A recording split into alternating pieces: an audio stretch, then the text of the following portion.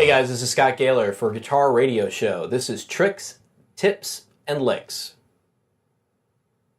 Okay, so today I'm going to cover something that is really important to me, and that is economy of practice. If you are one of my students that I currently teach, which I have about 60, you're going to hear that phrase a lot. Economy of practice, economy of practice, economy of practice.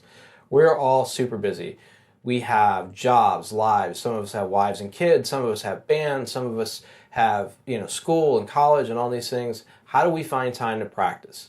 Keyword is practice, not play. Sitting on the end of your bed or sitting on your couch in front of your television, noodling along to the greatest, show of Walking Dead or whatever's on TV right now isn't practicing.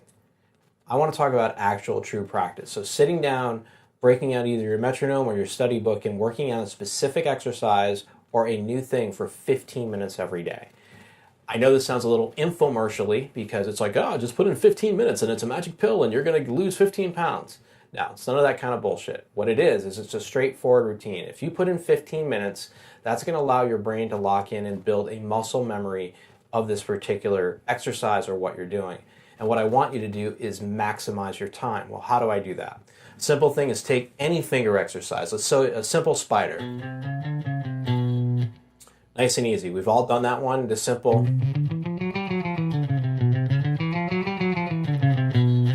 Done it 100 times. We've all done it to get loose. Well, let's say you're new to the instrument. First thing you want to do is make sure you're in tune. Always practice in tune. So if you tune to drop C, tune up to drop C so you get your ears used to it. If you tune down a half step, tune down a half step. If you tune standard, which I'm currently in, tune standard. But make sure you're in tune. You're training your ears as well as you're training your hands. So that's step number one of the economy. Number two is we're going to work on our picking. So we're going to focus and say, okay, I'm going to go with the downstroke, down, up, down, up, down, up, down, up.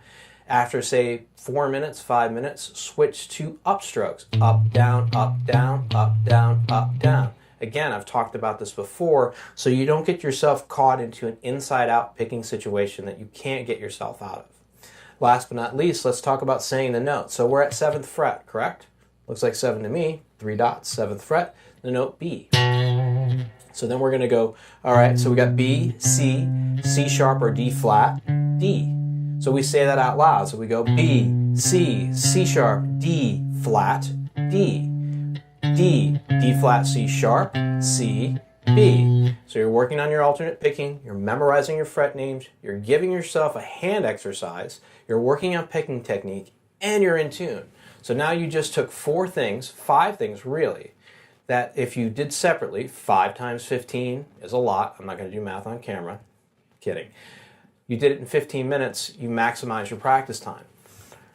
I promise you can find 15 minutes a day to practice. Put down the social media or put social media down and take a picture of it on Instagram. Say, look, I'm putting in my 15 minutes. Hashtag 15 minutes Scott. Do whatever you got to do. Get excited about it. Practice will make you a better player. It will cement ideals. If you're working on, say, just a picking pattern, change your picking habit. Start with an upstroke.